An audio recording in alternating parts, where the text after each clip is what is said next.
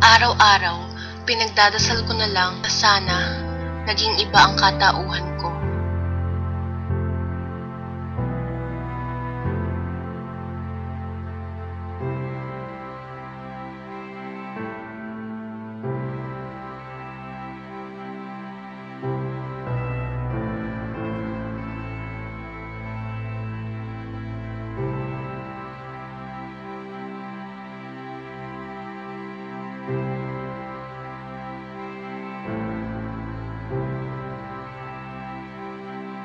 Na sana nung pinanganak ako, namulat na lang ako sa ibang mundo.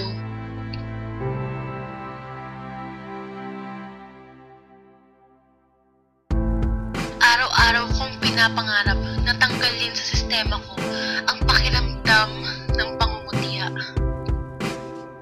Pero, masisisi ko pa sila?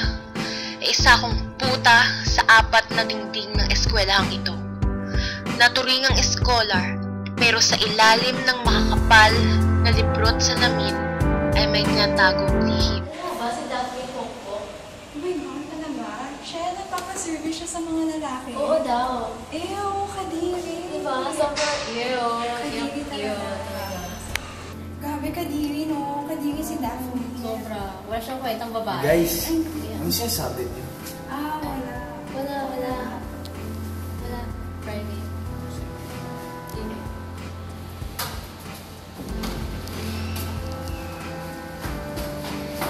Uy, ganda mo na yan ah. Pwede ka ba? Depende kung magkano kaya mo ibigay. Ako, baka masaktan ka. Ghost talaga? Talaga. Tawagan mo ako pag hindi mo naman isang libo.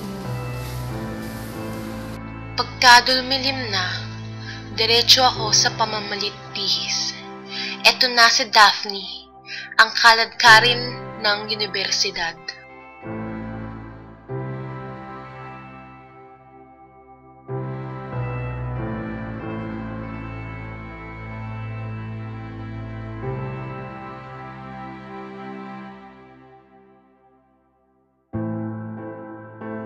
Gabi-gabi andito ako, naglalakad-lakad, nag-aabang kung sino ang maengganyong lumapit sa apoy na nagbabaga.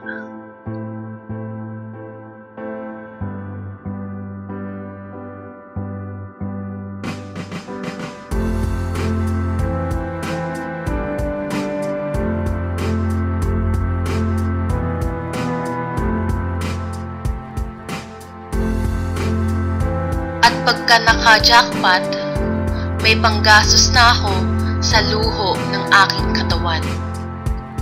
Paano mo ba naman maaasahan ang mga magulang mo na bilan ka ng mamahaling bagay kung tagatinda lang sila sa tabi-tabi? Ayaw ko nang dumagdag pa sa pasanin. Para makasunod sa uso, sa mga kaklase ko na ang baunan Chanel. At onting kembot lang ay may pambili ng Lamborghini.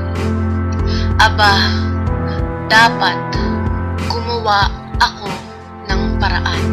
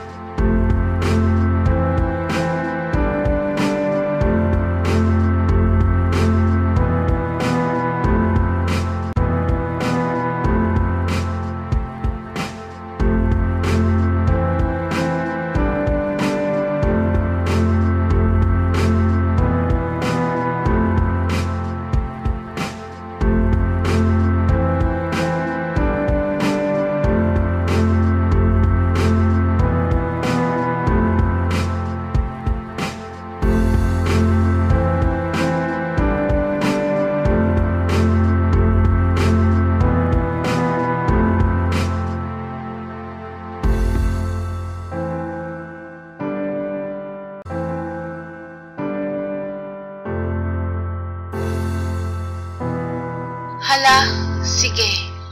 Wala ang propesor. Hayaan niyo ako ang magsilbing taga-aliw niyo. Satisfaction, guaranteed.